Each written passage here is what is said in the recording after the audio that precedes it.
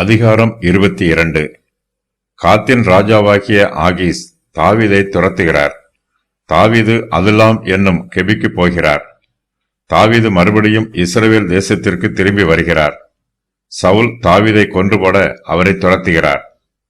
தாவீது அதுல்லாம் என்னும் கெபியில் இருக்கும்போது அவருடைய வீட்டார் அனைவரும் அவரிடத்திற்கு அங்கே வருகிறார்கள். தாவீது தனக்கு ஒரு சேனையை ஆயத்தம் பண்ணுகிறார். அதில் ஏறக்குறைய 400 பேர் இருக்கிறார்கள். தாவீது தன்னுடைய தகப்பனாரையும் தாயையும் மோவாபின் ராஜா வசமாக பாதுகாப்பாக தங்க வைக்கிறார். தாவீது யூதா தேசத்திற்கு திரும்பி வர வேண்டும் என்று காத் என்னும் தீர்க்கதரிசி சொல்லுகிறார். சவுல் தாவீதை பின்தொடர்ந்து போய் அவரை கொன்றுபோட வேண்டும் என்று தீர்மானமாயிருக்கிறார். பென்யமீன் புத்திரர் தனக்கு விரோதமாய் துரோகம் பண்ணியதாக சவுல் அவர்கள் மீது குற்றம் சொல்லுகிறார். யோனத்தானும் தனக்கு விரோதமாய் சதி பண்ணினான் என்று சவுல் சொல்லுகிறார்.